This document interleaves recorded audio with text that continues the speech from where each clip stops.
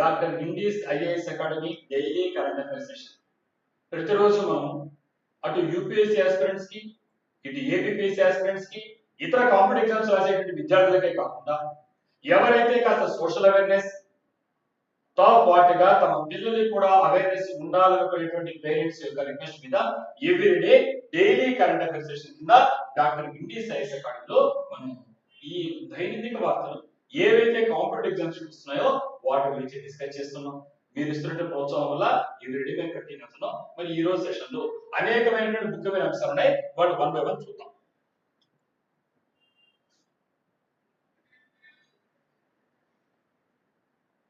ఈ రోజు ఉన్నటువంటి వార్తల్లో అనేకమైనటువంటి అంశాలు ఉంటాయి. వాటిలో ముఖ్యంగా మనకందరికీ కూడా ఇండియాస్ ఎనర్జీ సెక్టర్ ట్రాన్సిషన్ గురించి ఈరోజు చూస్తున్నాం. ఇక్కడ కోరేడ్ ఏంటంటే India is increasing electricity generation from renewable and nuclear sources instead of coal to ensure clean and secure energy. మనంతా కూడా చూస్తున్నాం ఈ వాతావరణంలో వచ్చినటువంటి మార్పులు తెలుసు మనకి. ఇప్పుడు అకాల వర్షాలు వస్తున్నాయి, వరదలు వస్తున్నాయి, ఉప్పెళ్ళు వస్తున్నాయి. దీనికి రకరకాలైనటువంటి కారణాలు మీరందరూ కూడా వినే ఉంటారు. ముఖ్యంగా గ్రీన్ హౌస్ ఎఫెక్ట్, ఈ వాతావరణం అంతా కూడా పర్యావరణం అంతా కూడా వేడెక్కిపోతుంది.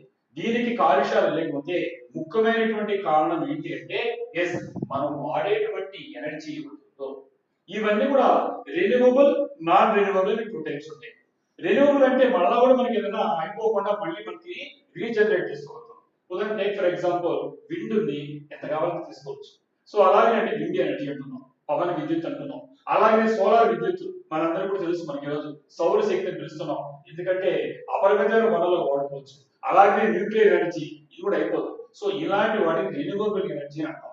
అలా కాకుండా నాన్ రెన్యూవబుల్ అంటే మనం వాడేటువంటి ఈ ఫాసిల్ ఫ్యూయల్స్ అంటే పెట్రోల్ కావచ్చు, లేదంటే ఇతరులు బొగ్గు కావచ్చు, కోల్ కావచ్చు, ఇలాంటివి నాన్ రెన్యూవబుల్. సో ఇలాంటి పరిస్థితుల్లో ఈ పర్యావరణ కాలుష్యాన్ని తగ్గించడం కోసంగా మనమంతా కూడా ఈ రోజు ప్రపంచవ్యాప్తంగా ఏం ఆలోచిస్తున్నామంటే ఈ రెన్యూవబుల్ ఎనర్జీ అంటే wind energy, solar energy, nuclear energy ఇలాంటి వైపు చూసినప్పుడు మన భారతదేశం కూడా ఏం చూస్తుందంటే ఈ కోల్ లాంటి కూడా తగ్గించేసి ఈ క్లీన్ ఎనర్జీ అంటే వాతావరణాన్ని పరిశుభ్రంగా ఉంచుకోవడంతో పాటుగా సెక్యూర్ ఎనర్జీ, భద్రతనిచ్చేటువంటి ఇలాంటి ఎనర్జీ కోసము అడుగులు ఇస్తుంది.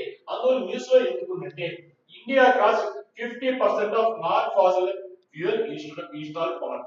అంటే ఈ రోజు భారతదేశం గర్వకారణంగా ప్రపంచమంతా కూడా ఈ రోజు మనం ఉండేటువంటి ఈ దీంట్లో ప్రతి ఒక్కరు కూడా నాన్ ఫాసిల్ అంటే ఒకప్పుడు జీవించేటువంటి ఒక ప్లాంట్స్ కానీ అనిమల్స్ కానీ వాటిలో నుంచి జనరేట్ అయినటువంటి కోల్ కానీ పెట్రోల్ కానీ అలాంటి వైపు కాకుండా ఇప్పుడు చెప్పినటువంటి ఈ రెన్యూవబుల్ ఎనర్జీ వైపుగా 50% క్రాస్ అయిందంటే ఈ రోజు భారతీయులంతా కూడా గర్వకారణం. సో అలాంటి వాటిల్లో సుధా మనం ఇక్కడ కొన్ని విషయాలు చూసినప్పుడు ముఖ్యంగా ఎగ్జామినేషన్ పాయింట్ ఆఫ్ వ్యూలో మనకు ఇక్కడ చూసినప్పుడు భారతదేశం యొక్క rank 4th in the world, ప్రపంచంలోనే 4వ స్థానాన్ని ఆక్రమించగలిగింది. అంటే మనం ఎంత క్లైమేట్ పట్ల మనకు ఉండేటువంటి బాధ్యత, ఈ బాధ్యతయుతంగా ఎలా ప్రవర్తిస్తున్నాం చూసాం. కాబట్టి ఎగ్జామినేషన్ లో భారతదేశానికి ఉండేటువంటి రెన్యూవబుల్ ఎనర్జీ కెపాసిటీలో స్థానం ఏంటి అడిగినప్పుడు 4th ర్యాంక్ అని రాయండి.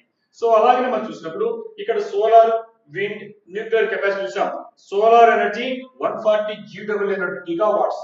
సో అలాగే మనం చూస్తే wind 54.65 gigawatts, nuclear capacity 8.78 gigawatts. అంటే మన టార్గెట్ 100 గిగావాట్స్ 2047. వికసిత భారత్ అంటున్నాం 2047 అంతా అభివృద్ధి చెందుతున్న కాదు, అభివృద్ధి చెందిన భారతదేశం, వికసిత భారతదేశం అంటున్నాం. కాబట్టి వికసిత భారతదేశం యొక్క మనం ఈరోజు అడుగులు వేస్తున్నాం. 2047కి ఇప్పుడు మనకు ఉండేటువంటి 8.78 గిగావాట్స్ నుంచి ఈ న్యూక్లియర్ కెపాసిటీని 100 గిగావాట్స్ పెంచుకోవడం ద్వారా సాధించాలి. ఇది ఈ రోజు ఉన్నటువంటి వార్త. కాబట్టి ఇలాంటి అంశాల్లో మీరు చూసినప్పుడు ఇక్కడ కొన్ని ముఖ్యమైన పదాలు కూడా మీకు కనిపిస్తుంటాయి. సైట్ ప్రోగ్రామ్ అనేది ఉంటుంది ఇక్కడ, SIGHD సైట్ ప్రోగ్రామ్. ఈ సైట్ ప్రోగ్రామ్ అంటే ఏంటి అంటే ఇక్కడ మనం చూసినప్పుడు మీకు అబ్జర్వేషన్ ఎగ్జామినేషన్ అవ్వడానికి అవకాశం ఉంది. SIGHD సైట్ అంటే strategic interventions for green hydrogen transition. కాబట్టి strategic interventions for green hydrogen transition SIGHD sight programme. ఇది ఎనర్జీ పేరుతో ఎగ్జామినేషన్ అడగడానికి అవకాశం ఉంది. అంటే గ్రీన్ హైడ్రోజన్ అంటే ఏంటి? మామూలుగా మనం ఏంటంటే ఈ H2O, ఈ వాటర్ ఏమవుతుంటుందో దాన్ని విడగొట్టినప్పుడు వచ్చేటువంటి ఈ హైడ్రోజన్ కార్బన్ పార్టికల్స్ లేకుండా, అంటే ఇప్పుడు మనం కార్బన్ నుంచి విడిపోయినటువంటి అంటే మన పెట్రోల్ కానీ బొగ్గు కానీ ఇలాంటి మంటేసినప్పుడు కార్బన్ పార్టికల్స్ ఉన్నాయి, వాటి నుంచి అది కాకుండా ఇలాగా రాస్తే గ్రీన్ హైడ్రోజన్ అంటాము. సో ఈ వైపుగా స్ట్రాటజిక్ ఇంటర్వెన్షన్స్ వ్యూహాత్మకంగా అడుగులు వేస్తున్నాం. సో ఇలాంటి ఇంటర్వెన్షన్ తో గ్రీన్ హైడ్రోజన్ ని ట్రాన్సిషన్ చేస్తున్నాం కాబట్టి SIGHT సైడ్ ప్రోగ్రామ్ అంటారు. సో అలాగే మనం చూసినప్పుడు ఇక్కడ ఇంకొక విషయం కనిపిస్తుంటుంది మీకు, SMR ఫండింగ్ అనేది కనిపిస్తుంది మీకు కూడా. ఇక్కడ SMR ఫండింగ్ 20,000 crores ఇచ్చారు.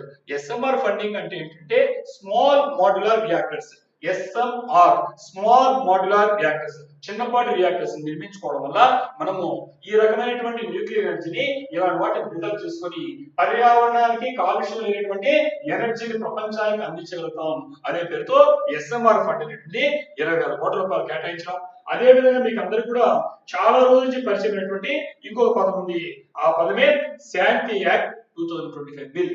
కాబట్టి శాంతి అంటే ఏంటి అని ఎగ్జామినేషన్ లో అడిగినప్పుడు ఎస్ఏ కోసం రాయడానికి అవకాశం ఉంది. సో దీంట్లో శాంతి అనేటువంటి ఏంటంటే sustainable harnessing advancement of nuclear energy for transforming India. Transforming India, మన భారతదేశం వడివడిగా తను మార్చుకుంటూ ఉంది, ప్రపంచాన్ని మార్చే దిశగా వెళ్తుంది. కాబట్టి sustainable harnessing advancement of nuclear energy, ఈ న్యూక్లియర్ ఎనర్జీలో ఈ అణుశక్తిని మనం ఏం చేసుకోవాలంటే ఆధునీకరించినటువంటి దాన్ని సస్టైనబుల్ హార్నెసింగ్ అంటే. కాబట్టి మనము వడివడిగా వడిసి పట్టుకొని ఇలాంటి అధునాతను సంతరించుకున్నాం. దానికి ఇప్పటి వరకు ఉండేటువంటి మొత్తం దశాబ్దాలుగా ప్రభుత్వ భాగస్వాములు మాత్రమే ఈ అణు ఉంటే ప్రైవేట్ భాగస్వామ్యం అనేది శాంతి యాక్ట్. కానీ కీలకమైన విషయం ఏంటంటే ఈ శాంతి బిల్ అంటే పబ్లిక్ ప్రైవేట్ పార్ట్నర్షిప్, ఇదే కీలకమైన అంశము. దీన్ని గుర్తుంచుకోండి. ఎక్స్పాన్షన్ తో పాటుగా శాంతి బిల్ తో పాటుగా ఏంటి కీలకమైన అంశం అంటే ప్రభుత్వము ప్రైవేట్. కాబట్టి ప్రైవేట్ అండ్ పబ్లిక్ పార్ట్నర్షిప్ నే శాంతి బిల్లు చేర్చారు. దశాబ్దాలు ఉండేటువంటి ఒక బంధనాలకి మనం నిప్పు తీసుకోగలిగాము, ఇది ఇంపార్టెంట్. మరి రెండోది ఏంటంటే ఈ రోజు మనం చూసిన వాటిల్లో ముఖ్యమైన అంశము నేషనల్ HPV వ్యాక్సినేషన్ క్యాంపెయిన్. మీకు అందరు కూడా ఇప్పటికే దీని గురించి అవగాహన ఉంటుంది అనుకుంటున్నాను. జాతీయ స్థాయిలో HPV వ్యాక్సినేషన్ క్యాంపెయిన్. కాబట్టి వ్యాక్సినేషన్ అనేటువంటి టీకాలు అంటాం పాత రోజుల్లో, ఈ టీకాలకు సంబంధించినటువంటి అవేర్నెస్ క్యాంపెయిన్లే కాకుండా ఈ దిశగా వెళ్తున్నాం. ముఖ్యంగా India started free HPV vaccination for teenage girls to prevent cervical cancer.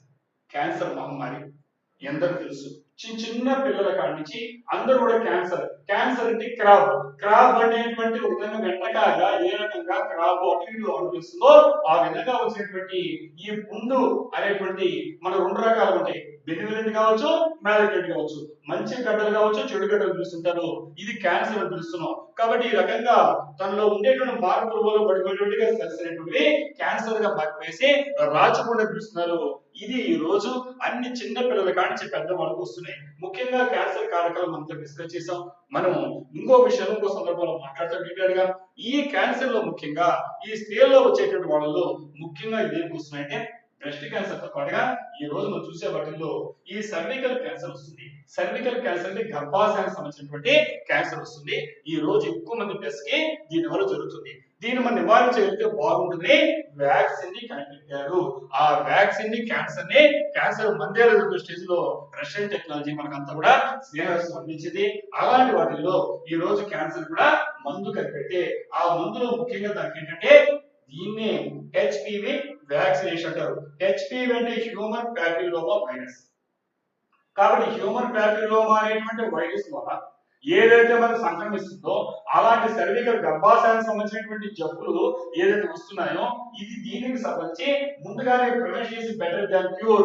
రోగం వచ్చిన తర్వాత బాధపడే ముందే బెటర్ తో కనిపెట్టినటువంటి వ్యాక్సిన్ టీకా మందు లాంటిది ఈ రోజు కనిపెట్టి దానికి ముఖ్యంగా స్త్రీలకు వచ్చేటువంటి గర్భాశయ సంబంధమైనటువంటి ఈ యొక్క వ్యాధులు నివారించడానికి కనిపెట్టారు. ఇక్కడ గమనించుకోవాల్సింది చాలా మందికి ఉండేటువంటి తప్పుడు అవగాహన స్త్రీలకు మాత్రమే కాదు పిల్లలు కూడా వస్తున్నాయి, మళ్ళీ వాళ్ళు కూడా వస్తున్నాయి. అవి ముఖ్యంగా పెనిస్ కావచ్చు, వజైనా కావచ్చు, సెర్వికల్ గర్భాశయం కావచ్చు, యానస్ కావచ్చు, ఇలాంటి ప్రాంతాల్లో ఈ ప్యాపిలోమా హ్యూమన్ ప్యాపిలోమా వైరస్ వల్ల వచ్చేటువంటి ఈ క్యాన్సర్ ని ఈ యొక్క మనం టీకాలు తీసుకోవడం వల్ల దీన్ని నివారించవచ్చు. ఇది కాన్సెప్ట్. కాబట్టి మనకి ఎగ్జామినేషన్ లో ఇక్కడ HPV అంటే ఏంటంటే హ్యూమన్ ప్యాపిలోమా వైరస్. కాబట్టి వైరస్ వల్ల వచ్చేటువంటి క్యాన్సర్ ని ఈ ప్రాంతాల్లో వచ్చేటువంటి ఏమవుతున్నాయో మనం దాన్ని నివారించుకోవడానికి ఇక్కడ ఇది ఎందువల్ల తీసుకున్నామంటే ఈ రోజు మనము ఇది నేషనల్ వైడ్ గా జాతీయ స్థాయిలో 28 ఫిబ్రవరిలో దీన్ని ప్రారంభించడం జరిగింది. కాబట్టి 28 ఫిబ్రవరిలో ప్రారంభించినటువంటి జాతీయ స్థాయి క్యాంపెయిన్ అవగాహన సదస్సు కాబట్టి దీనికి మనం ఈరోజు మాట్లాడుతున్నాం.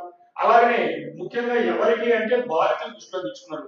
ఏ బాలికలు అంటే టీనేజ్, ముఖ్యంగా చెప్పాలంటే 9 ఇయర్స్ నుంచి 26 ఇయర్స్ వరకు కావచ్చు. యావరేజ్ పీరియడ్ అంటే 20, ఇక్కడ ఏజ్ రేట్ 40. కాబట్టి 9 ఇయర్స్ నుంచి 26 వరకు ఎవరికైనా మనము దీన్ని ఇవ్వచ్చు. కానీ ముఖ్యంగా 14 ఏళ్ళు ఉండేటువంటి ఆ బాలికల్ని మన స్కూల్స్కి వెళ్ళి ఆ పిల్లలకు అవగాహన కల్పించి ఈ క్యాన్సర్ ఎలా వస్తుంది, అలాగే శుభ్రంగా ఎలా ఉండాలి, ఇలాంటి విషయాలతో పాటుగా ఈ టీకా ఇస్తే బాగుంటుందని ఇవ్వడం జరిగింది. సో దీంట్లో టార్గెట్ ఏంటంటే 1.15 crores గర్ల్స్ కి, భారతదేశంలో ఉండేటువంటి ఒక 15 లక్షల మంది బాలికలు కానీ ఈ టీకాని ఇవ్వగలిగితే ఈ భారతదేశం క్యాన్సర్ అయితే దీనితో పూర్తిగా కాదు ఇలా వెళ్ళడానికి ప్రభుత్వం రన్నింగ్ పెట్టింది. ఇదే సందర్భంలో ఇక్కడ మనం చూసినప్పుడు ఇంకొక విషయం మీకు కనిపించుంటారు. ఏంటంటే ఇక్కడ ఏ వ్యాక్సిన్ అంటే గార్డాసిల్ 4. కాబట్టి ఆ ఏ ఇచ్చిన వ్యాక్సిన్ ఏంటి అంటే గార్డాసిల్ 4. అదేమో హ్యూమన్ ప్యాపిల్లోమా వైరస్. మరి హెచ్పివి అంటే ఆ వైరస్ ఏంటి, వ్యాక్సిన్ ఏంటి గార్డాసిల్ 4. వాట్ డస్ ఇట్ 4 అన్నాడు. 4 అంటే క్వాడ్రులెంట్. ఎందుకంటే ఇక్కడ 4 రకాలైనటువంటి లక్ష్యంతో వెళ్తుంది కాబట్టి దీన్ని గార్డాసిల్ 4 అని పిలుస్తున్నాం. మరి ఇక్కడ అదే విధంగా ఇక్కడ మనం చూసినప్పుడు ఈ ప్రొడక్షన్ ఏంటంటే V16, V18, 6, 11 వచ్చి ఎగ్జామినేషన్ ఇలాంటివి కూడా సైన్స్ అండ్ టెక్నాలజీ కావచ్చు జనరల్ నాలెడ్జ్ సంబంధించి బిట్స్ రావడానికి వస్తుంది. ఎందుకంటే ఇది ఎవరిని రక్షిస్తుందంటే HPV16 ఇది వేరియంట్స్ అంటాం, స్ట్రెయిన్స్ అంటాం, రకాలు అంటాం. కోవిడ్ చూసాం, COVID-19 లో రకరకాల వేరియంట్స్ చూస్తే ఒక డాక్టర్ కూడా వస్తూ ఉంటారన్నమాట. సో ఆ విధంగా ఉండేటువంటి HPV ఈ హ్యూమన్ ప్యాపిలోమా వైరస్ ఉందో దాంట్లో ఉండే స్ట్రెయిన్స్ రకాలనే వేరియంట్స్ నే మనము HPV16, HPV18, HPV6, HPV11 అంటాం. సో వీటిని టార్గెట్ చేస్తూ HPV వ్యాక్సినేషన్ రావడం జరిగింది. సో మరి ఎఫెక్టివ్నెస్ ఎంత వరకు ఉందంటే 93%, 100% ఉండొచ్చు. 93% మాక్సిమం కవర్ చేస్తుంది. ఇది ప్రయోగపూర్వకంగా రుజువై లాబొరేటరీలో ఇప్పుడు మనం ప్రజలకు కూడా మొదలుపెట్టాం. సో అలాగే ఇండియా మన భారతదేశం చూస్తే ఈ రోజు సెర్వికల్ క్యాన్సర్ చనిపోయే వాళ్ళు 25% ఉన్నారు. ముఖ్యంగా ఎందుకంటే యాన్యువల్ డెత్ మన భారతదేశంలో 80,000 మంది చనిపోతున్నారు. 85,000 మంది సర్వికల్ క్యాన్సర్ తో చనిపోతుంటే 25% క్యాన్సర్ డెత్స్ ఈ సర్వికల్ క్యాన్సర్ తోటే ఎంత ప్రమాదకరంగా గుర్తించాం. కాబట్టి అందువల్లే ఈ హెచ్పివి అనేటువంటి వ్యాక్సినేషన్ ని ప్రజలకు అందుబాటులో తీసుకోవడం ఇది చాలా వైద్యపరంగా ఆరోగ్యపరంగా చాలా గొప్ప ముందడుగా భావించుకోవచ్చు. అలాగే మీకు ఇక్కడ గావి సపోర్ట్ అనేది కనిపిస్తుంది ఎగ్జామినేషన్ లో. గావి అంటే ఏంటి, ఇది ఒక ఎక్స్ప్లెనేషన్ చూసుకోవాలి అబ్జర్వేషన్ కి. గావి అంటే global alliance for vaccines and immunization. కాబట్టి ఈ గ్లోబల్ అంటే అలయన్స్ ప్రపంచవ్యాప్తంగా అటు పబ్లిక్ కావచ్చు ప్రైవేట్ కావచ్చు ఒక భాగస్వామ్యంతో అలయన్స్ తో వ్యాక్సిన్స్ ని ఇమ్యునైజేషన్ వ్యాక్సిన్ కనిపెట్టి జనాల్లో ఉండేటువంటి రోగ నిరోధక శక్తి వ్యాధులు ఎదుర్కొనేటువంటి దానికి పబ్లిక్ తో ప్రైవేట్ తో పార్ట్నర్షిప్ ఉండేటువంటి ఒక 2000లో స్టార్ట్ అయింది, 26 ఏళ్ళు గడిచింది. ఆ అబ్రివేషనే గావి ఎగ్జామినేషన్. ఇది కూడా ఇంపార్టెంట్ పాయింట్ గా మీరు గుర్తుంచుకోండి. అలాగే మనకు ఉండే వాటిలో హెచ్పివి అంటే చెప్పాను, virus causing cervical cancer, human papilloma virus. So అలాగే సర్వికల్ క్యాన్సర్ అని చెప్పాను, సర్వికల్ డిసీజ్ వచ్చేది గర్భాశయ ఉంటుంది. అలాగే AEFI adverse event following immunization పదం కూడా గుర్తుపెట్టుకోండి. అంటే ఒక ఏదన్నా జరిగినప్పుడు అంటే ఫాలోయింగ్ ఇమ్యునైజేషన్ దాని తర్వాత టీకాలు అంటిస్తున్నప్పుడు వాళ్ళకి కొన్ని రకాలైనటువంటి ఇబ్బందులు ఏర్పడవచ్చు. అలాంటి టెక్నాలజీని AEFI అంటారు. అంటే అడ్వర్స్ ఈవెంట్ ఇది. అంటే మనం దురదృష్టకరంగా కలిగి పడిపోవడం, రావడం, రియాక్షన్స్ రావడం, దాన్ని AEFI అంటారు. అలాగే కోల్డ్ చైన్ అంటే vaccine storage at 2 to 8 degrees centigrade ని కోల్డ్ చైన్ అందిస్తారు. ఇలాంటి ఇంకొక ముఖ్యమైన విషయం ఏంటంటే PM మిత్ర టెక్స్టైల్ పార్క్స్ అనేది మనం చూడడం జరిగింది. PM మిత్ర టెక్స్టైల్ పార్క్స్ అంటే ప్రధానమంత్రి mega integrated textile region apparel ని అబ్రివేషన్ గుర్తుపెట్టుకోండి. మిత్ర MITRA mega integrated textile region and apparels.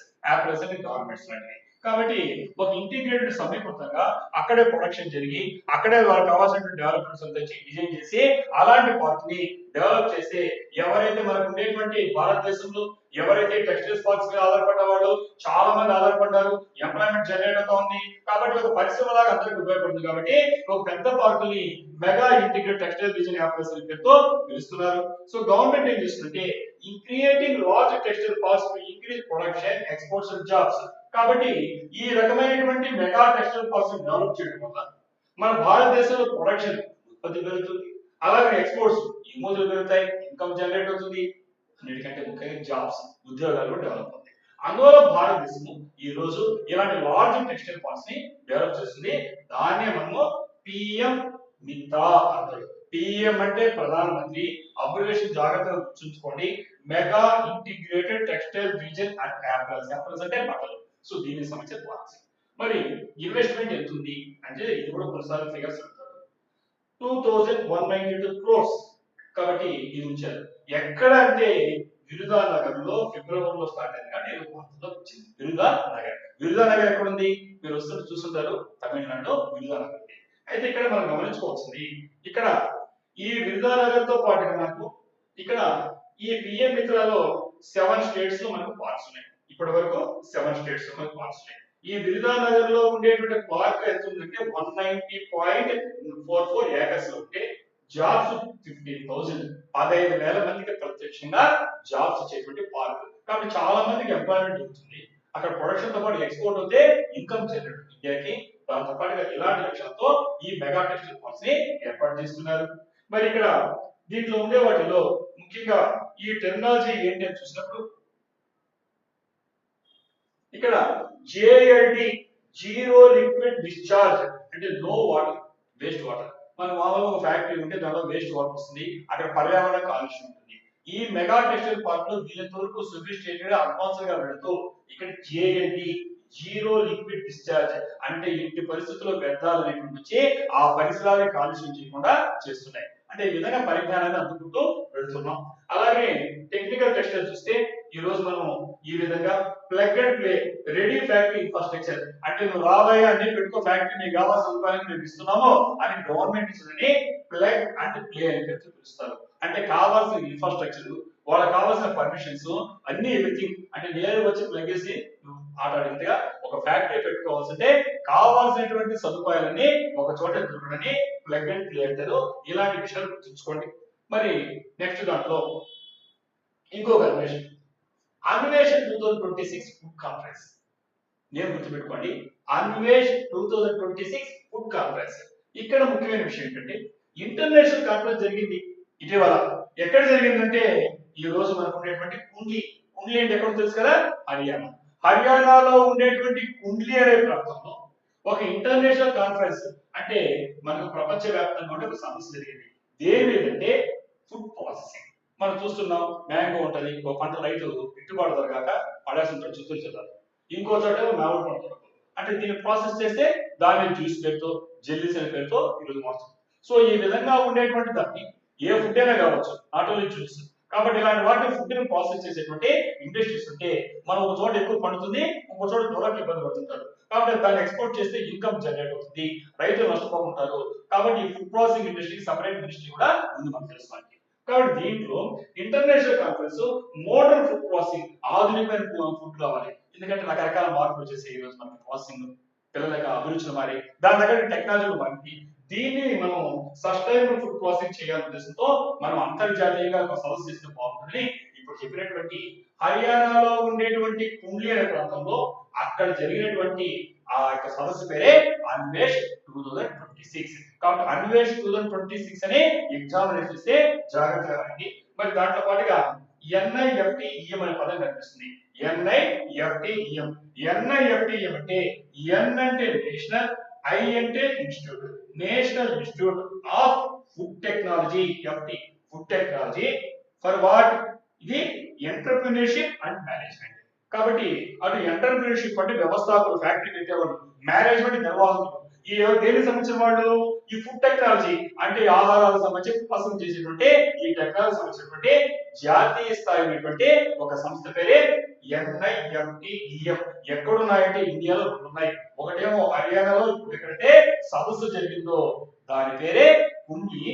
రెండోది ఉంది దాని పేరు తంజావూరు. తంజావూరు ఎక్కడుంది? తమిళనాడు ఉంది. కుండ్లీ ఎక్కడుంది? హర్యానా.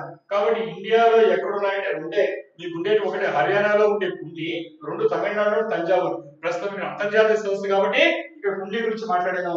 తంజావూరు గుర్తుపెట్టుకోండి, తమిళనాడులో ఉండేటువంటి తంజావూరు. సో అదే విధంగా ఇక్కడ చూసినప్పుడు ఎన్ని దేశాలు పాల్గొన్నాయంటే 500 మంది, 25 కంట్రీస్ వచ్చాయి, 500 పార్టిసిపెంట్స్ వచ్చారు, ఎగ్జిబిషన్స్ 60. సో ఇలాంటి అంశాలతో మనం ఈ ఐటమ్ ని మనం బాగా చదవండి.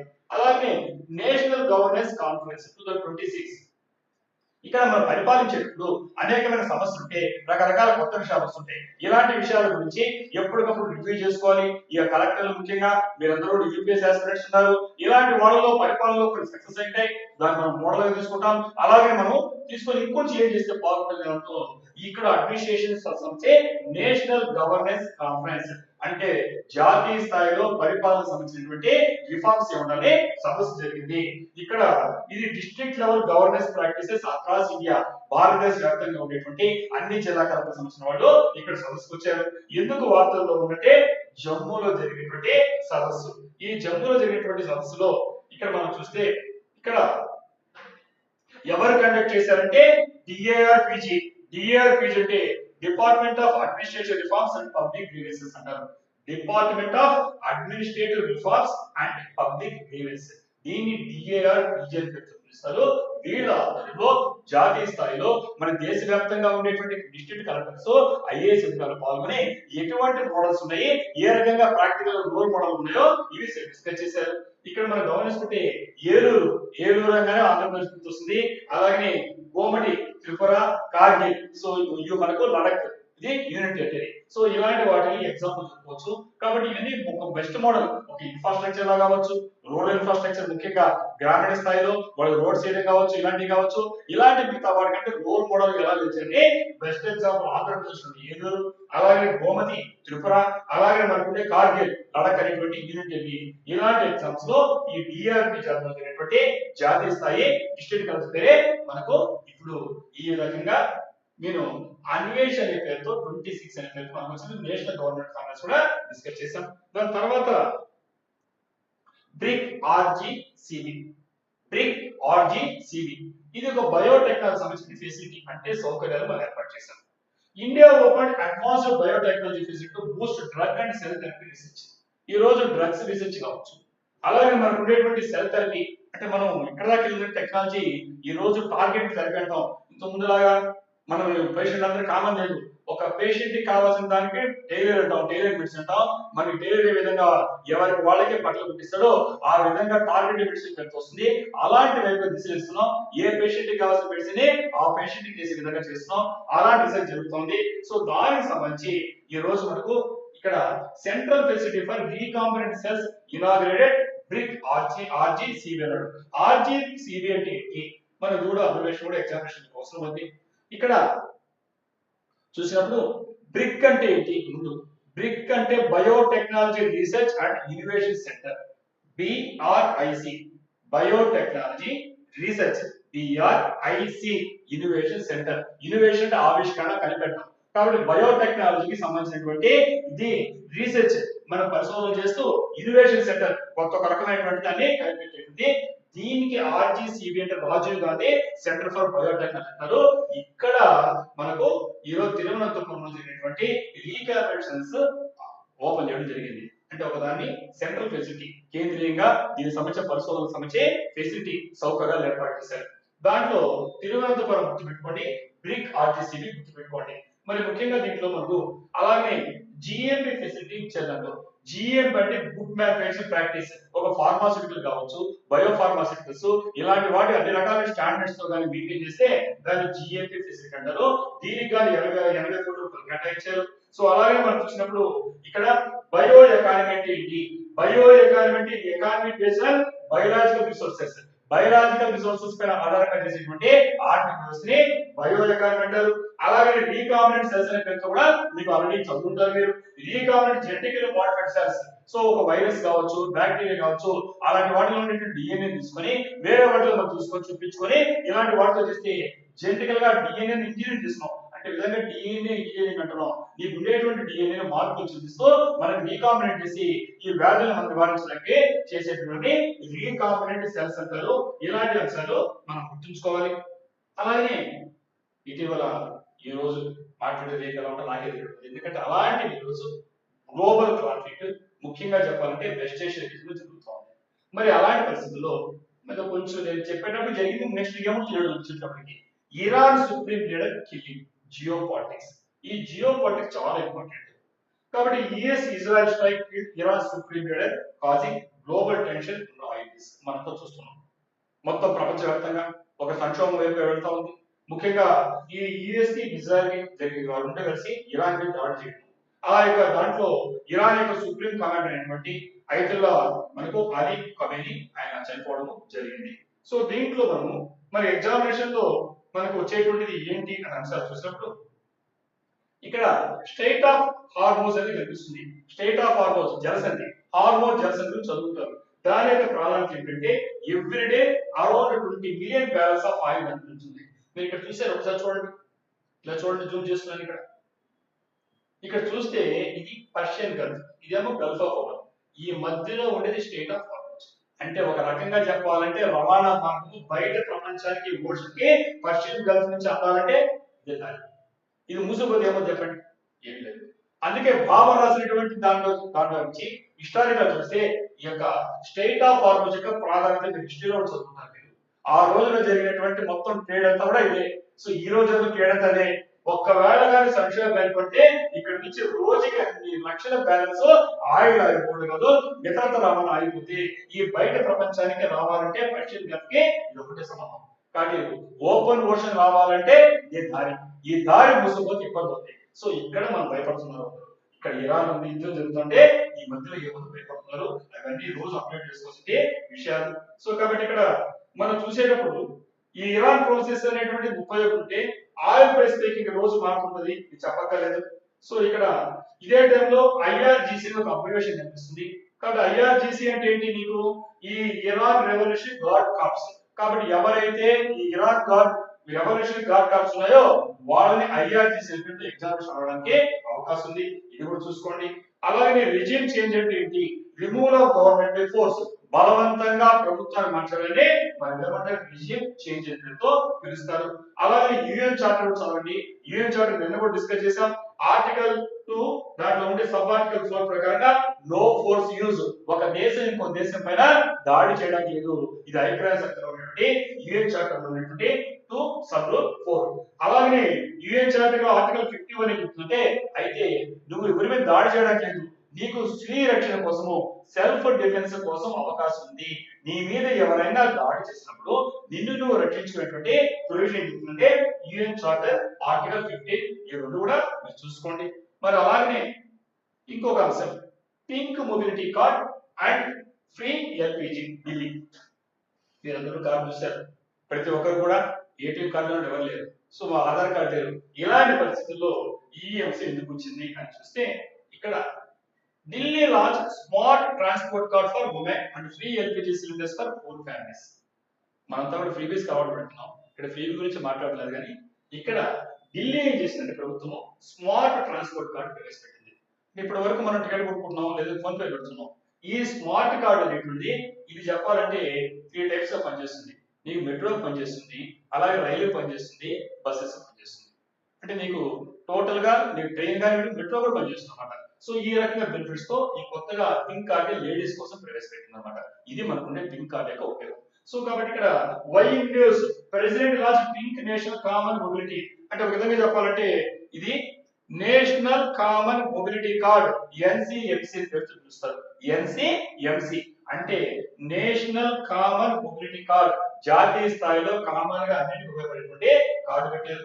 ఇంకా డీబీటీ అంటే తెలిసిందే, డైరెక్ట్ బెనిఫిట్ ట్రాన్స్ఫర్, ఎవరికైతే లక్ష్యం ఉందో వాళ్ళ అకౌంట్ లోకి వేసేయడం. సో ఆ విధంగా ఇవన్నీ కూడా వస్తాయి.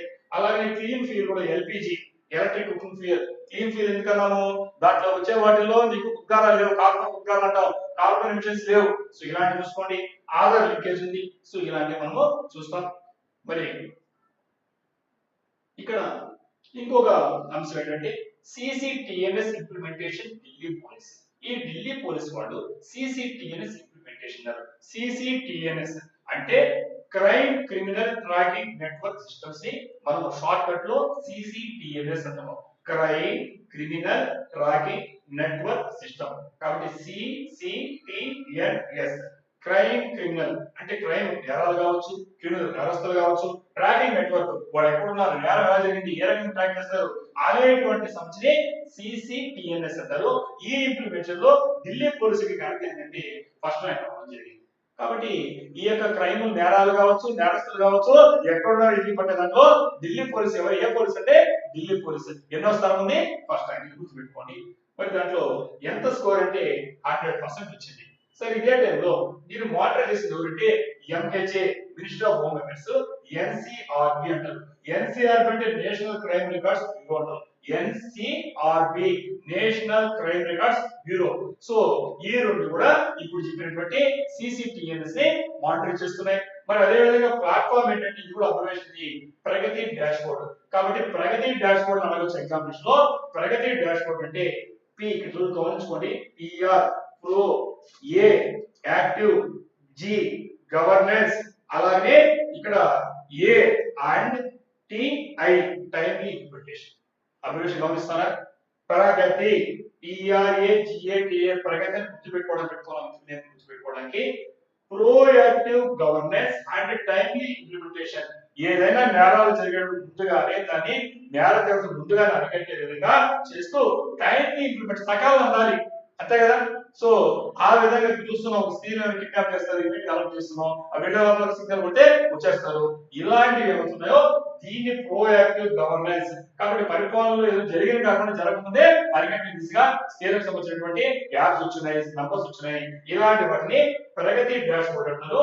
ఈ ప్రగతి డాష్ బోర్డ్ యొక్క ప్లాట్ఫామ్ గా ఇది చేయడం జరిగింది. సో అలాగే మనకి ఇలాగా ఈ రోజు inter operable criminal justice system అంటాం, ICJS అంటాం. ఇలాంటి అంశాలను గుర్తుపెట్టుకోండి. అలాగే మనకు ఇప్పుడే చెప్పాను CCTNS అంటే crime criminal tracking network system, అలాగే NCRB అంటే నేషనల్ క్రైమ్ రికార్డ్స్ బ్యూరో చెప్పాను, ప్రగతి కూడా ఎక్స్ప్లెయిన్ చేశాను. ఈ అబ్జర్వేషన్స్ గుర్తుంచుకోండి, ఎక్స్పాన్షన్స్. మరి ఇంకొక అంశం, మరి ఎకానమీకి సంబంధించి రోజు వస్తున్న వార్తలు. సో దాంట్లో 16th ఫైనాన్స్ కమిషన్. కాబట్టి ఈ యొక్క ఏం చెప్పి చూస్తాం. Finance commission decides how tax money is shared between central states. కాబట్టి ఏం చెప్తుంది ఫైనాన్స్ కమిషన్? ఈ కేంద్రానికి రాష్ట్రాలకు మధ్య మీ యొక్క ఫైనాన్స్ నిధులు ఎలా పంపిణీ చేయాలో ఈ ఫైనాన్స్ కమిషన్ చూస్తుంది. అయితే వార్తల్లో వచ్చింది 16th ఫైనాన్స్ కమిషన్ అవుతుందో అది ఏం చేసిందంటే స్టేట్స్ యొక్క ట్యాక్స్ షేర్ 41% చేస్తుంది. కాబట్టి ఎగ్జామినేషన్ లో ఈ యొక్క దాంట్లో ఈ 16th ఫైనాన్స్ కమిషన్ రాష్ట్రాల వాటా ఎంత అంటే ఎంత చెప్పింది 41%. బట్ ఎగ్జామినేషన్ లో 41%, 42%, 43 ఇలా నియరెస్ట్ ఆన్సర్ ఇస్తారు. 41% గుర్తుంచుకోండి. ఇక్కడ మనకు స్టేట్ షేర్ ఎంత 41%. డివిజనల్ పూల్ అంటే షేరబుల్ సెంట్రల్ టాక్సెస్. ఈ కేంద్రానికి వచ్చే వాటాల్లో మనం వాటా పంచడానికి డివిజనల్ పూల్ ని పిలుస్తారు. మరి ఈ ట్రాన్స్ఫర్స్ ఎలా ఉంటాయంటే 32.7% ఆఫ్ ద సెంట్రల్ రెవెన్యూ. కాబట్టి 26-27లో ఈ రాష్ట్రానికి వచ్చే రెవెన్యూస్, కేంద్రానికి వచ్చే రెవెన్యూలో 32.7% ఈరోజు ట్రాన్స్ఫర్స్ ఉంటే ఈ రోజు మనం ఇక్కడ ఈ 14th ఫైనాన్స్ కమిషన్ లో అర్లియర్ పీక్ 30.56%. అంటే ఒక విధంగా చెప్పాలంటే తగ్గినట్టుగా చూస్తున్నాం, ఇది కనిపిస్తుంది. సో అలాగే ఈ ఫైనాన్స్ కమిషన్ అంటే ఏంటి? Tax sharing body. ఎలా ఉంది? వర్టికల్ డెవల్యూషన్ అంటే సెంటర్ నుంచి స్టేట్ కి షేర్ అవుతుంది, అంటే వర్టికల్ గా పై నుంచి కిందకి వాటాలు వస్తున్నారు. అలా కాకుండా హారిజాంటల్ డెవల్యూషన్ అంటే స్టేట్ షేర్ షేరింగ్, ఒక రాష్ట్రానికి ఇంకో రాష్ట్రానికి వాటాలు పంపడాన్ని మనం హారిజాంటల్ డెవల్యూషన్ అంటాం. సో ఇలాంటివి చూసుకోండి. మరి ఇక్కడ మనం ఒకసారి దీన్ని జూమ్ చేసి చూస్తే మీకు ఈ యొక్క స్టేట్ రెవెన్యూ సెంటర్ ఎలా వస్తుంది. అదర్ గ్రాంట్స్ ఎక్కడ మనం వెళ్తే ఫైనాన్స్ కమిషన్ గ్రాంట్స్ లోపల వచ్చి ఇది రెడ్యూస్ ఫ్రమ్ 42% to 41%. అంటే ఈ రోజు మనకి 15th ఫైనాన్స్ కమిషన్ లో 42% ఉంటే 16th ఫైనాన్స్ కమిషన్ లో రాష్ట్రాల వాటా తగ్గినట్ట పెరిగినట్ట తగ్గింది. ఎంత తగ్గింది? 1%. 1% చాలా మేజర్ లెక్క. సో కాబట్టి 15th ఫైనాన్స్ కమిషన్ లో ఉండేటువంటి 42% ని 41% తగ్గించింది. ఇది ఇంపార్టెంట్ పాయింట్. అలాగే స్కీమ్ రిలేటెడ్ మనకు దాంట్లో సెంటర్ ఏం చేస్తుంటే ఈ స్టేట్స్ కి వాళ్ళకి ఇది తగ్గిస్తా ఉంది, మనం గమనిస్తా ఉంటే ఈ స్కీమ్ తగ్గిస్తుంది. Devolution of taxes, other grants ఇలాంటి అంశాలు గమనించుకొని ఈ వాటాలు ఎలా పంపిణీ అవుతున్నాయి, ఏ రకంగా తగ్గినాయా పెరిగినాయా రిలేషన్స్ చెక్ చేసుకోండి. మరి ఇటీవల యుద్ధాలు జరుగుతున్నాయి, ఆ యుద్ధాలు అనేక అంశాలు వస్తున్నాయి. దాంట్లో రీజనల్ ఎయిర్ డిఫెన్స్ సిస్టమ్ అని వెస్ట్ ఏషియా సమస్య కనిపిస్తున్నాయి. ముఖ్యంగా ఇక్కడ చూసినప్పుడు model wars is advanced missile defence system to stop incoming missiles and drone. మనకి ఎందుకంటే బయట నుంచి ఇంతకుముందు టెక్నాలజీ లేదు, మొత్తం ప్రపంచవ్యాప్తంగా యుద్ధ యొక్క వ్యూహాలు మారిపోయినాయి. ఎక్కడి నుంచో మిసైల్ కానీ డ్రోన్ పడిపోతున్నాయి, ఆపరేట్ చేస్తున్నారు. దాని దారిలోనే ఆపేయడానికి మనం పాత సినిమాలు చూస్తుంటాం, మాయాబజార్ సినిమా లాగా ఒక వార్ వస్తుంది, వెపన్ వస్తుంటే ఇంకో వెపన్ నడుతుంది. ఈ విధంగా ఈ రోజు ఇవే అడ్వాన్స్డ్ మిసైల్ డిఫెన్స్ సిస్టమ్స్ గాలిలోనే వచ్చేటువంటి మిసైల్ క్షిపణిని డ్రోన్స్ ని అడ్డుకునే వ్యవస్థని ఎయిర్ డిఫెన్స్ సిస్టమ్ అంటారు. దాంట్లో రీజనల్ ఎయిర్ డిఫెన్స్ సిస్టమ్ అంటే ప్రాంతీయంగా వెస్ట్ ఏషియాలో జరుగుతున్న యుద్ధంలో ఈ ఇజ్రాయెల్ అమెరికా ఇవన్నీ ఒక పక్క ఉంటే, రెండో పక్క ఇరాన్ ఉంటే, ఈ దేశాలు వాడుతున్నటువంటి వివిధ రకాలైనటువంటి వెపన్స్ అనేటువంటి ఎయిర్ డిఫెన్స్ సమస్య ఎగ్జామినేషన్ అవకాశం అంటే దాంట్లో చూద్దాం. ఇక్కడ మనం గమనించినప్పుడు West Asia conflict showed use of థాడ్, ఐరన్ బీమ్, అలాగే చియోంగ్ 2 సిస్టమ్స్ అన్నాడు. కాబట్టి వీటికి సంబంధించి ఇప్పుడు చూస్తాం ఈరోజు. ఇక్కడ థాడ్ అంటే ఏంటి, ఇక్కడ వాడిన వాటిలో ఈ రకాలన్నీ మనం చూసాం యుద్ధాల్లో. ఈ థాడ్ అంటే THAAD, థాడ్ అంటే ఇక్కడ చూసాం. కాబట్టి ఇది అడ్వాన్స్ అంటే యుఎస్ సంబంధించిన యాంటీ మిసైల్. అంటే యుఎస్ ఏం చేస్తుందంటే యాంటీ మిసైల్ దారిలో మిసైల్ వస్తుంటే అడ్డుకునేటువంటి వ్యవస్థ యుఎస్ సంబంధించింది. ఏ కంట్రీ అంటే ఈ యొక్క థాడ్ అబ్రివేషన్ T అంటే టెర్మినల్, H అంటే హై, A అంటే ఆల్టిట్యూడ్, A అంటే ఏరియా, D అంటే డిఫెన్స్. సో థాడ్ అంటే terminal high altitude area defence. అది రాకముందు ఎక్కడ దాకా దారిలో ఆపేసి మన విష్ణు చక్రంలో అలా ఆపేస్తుంది. ఇది యుఎస్ ది. అలాగే ఇక్కడ మనం ఐరన్ బీమ్ వాడాడు. ఐరన్ బీమ్ అంటే ఏంటంటే ఇజ్రాయెల్ సంబంధించింది. కాబట్టి ఏ దేశానికి సంబంధించి అలాగే ఎగ్జామినేషన్ లో యుఎస్ సంబంధించి థాడ్, అలాగే ఇజ్రాయెల్ సంబంధించి ఐరన్ బీమ్. ఐరన్ బీమ్ ఏంటంటే 100 కిలోవాట్స్ క్లాస్ సంబంధించినటువంటి high energy laser weapon system. దాన్ని HELWS అంటారు. HELWS. కాబట్టి హై, E అంటే ఎనర్జీ, L అంటే లేజర్, W అంటే వెపన్, S అంటే సిస్టమ్. ఇది ఎవరిదంటే ఇజ్రాయెల్ గురించి పెట్టుకోండి. ఐరన్ బీమ్ అనే పేరుతో ఇది కూడా ఎయిర్ డిఫెన్స్ సిస్టమే. అంటే మనకు దగ్గరకు వచ్చేటువంటి ఒక విధంగా బ్యాలిస్టిక్ మిసైల్స్ ని అది షార్ట్ రేంజ్ కావచ్చు, మీడియం రేంజ్ కావచ్చు, ఇంటర్మీడియట్ రేంజ్ కావచ్చు అడ్డుకునే వ్యవస్థ ఇజ్రాయెల్ గురించి పెట్టుకోండి. ఈ రెండు కూడా ఒకే దాంట్లో ఉన్నాయి ప్రస్తుత కలిగిస్ లో, యుఎస్ గానీ ఇజ్రాయెల్ గానీ. మరి ఇటువైపు వచ్చే కాడికి ఇక్కడ మనకు ఈ చియోంగాంగ్ 2 అనేది కనిపించింది. ఈ చియోంగాంగ్ 2 అంటే MSAM-2 అంటారు దాన్ని. MSAM-2 అంటే ఏంటంటే ఒక విధంగా చెప్పాలంటే ఈ సర్ఫేస్ టు ఎయిర్ మిసైల్స్ అంటాం దీన్ని. సో కాబట్టి ఇది హిట్ టు కిల్ టెక్నాలజీ. ఇవన్నీ కూడా అంతే, హిట్ టు కిల్ టెక్నాలజీ అంటాం. హిట్ టు కిల్ టెక్నాలజీ అంటే అర్థం ఏంటంటే దారిలోనే ధ్వంసం చేసి ముక్కలు చేస్తారు అనమాట, కిల్ చంపాడు అనమాట. Hit to kill technology. ఇది 20 కిలోమీటర్స్ వరకు వెళ్తుంది, 360 డిగ్రీ వర్టికల్ లాంచ్ లో వెళ్తుంది. సౌత్ కొరియా ఇది. కాబట్టి సౌత్ కొరియా సంబంధించినటువంటి చియోంగ్ 2. సో ఇలాంటివి air defence technology examination point లో చూసుకోండి. దాని ముఖ్యమైన అంశాలు చాలా ఉన్నాయి. దాని వల్ల కూడా మనము ఈ డిఫెన్స్ టెక్నాలజీ విషయంలో చూస్తాము. సో ఈ విధంగా అనేకమైన అంశాలతో ప్రతిరోజు కూడా అలర్ట్ గా ఉండండి. మీకు ఉండేటువంటి ఈ BAB సోర్సెస్ కానీ, నేషనల్ న్యూస్ పేపర్ కానీ ఇలాంటి చదువుకుంటే ఇప్పుడు అప్డేట్ చేసుకుంటే ఈ కరెంట్ అఫైర్స్ గురించి ఎగ్జామినేషన్ లో 100 క్వశ్చన్స్ ఇస్తే యూపీఎస్సీ ప్రిలిమ్స్ లో ఆల్మోస్ట్ 12 to 15 క్వశ్చన్స్ మన కరెంట్ అఫైర్స్ వస్తున్నాయి. దానికి ఉపయోగపడమే కాకుండా మీకు ఇతరత్ర ఉండేటువంటి ఎగ్జామ్స్ లో అది సైన్స్ అండ్ టెక్నాలజీ కావచ్చు, ఇండియన్ ఎకానమీ కావచ్చు, పాలిటీ కావచ్చు, వాటిలో కూడా మీరు ఈ కరెంట్ అఫైర్స్ జోడించాలనుకుంటుంది. అందువల్ల ప్రతిరోజు కూడా ఈ కరెంట్ అఫైర్స్ దాన్ని చూస్తారని ఆశిస్తూ I wish you all the success.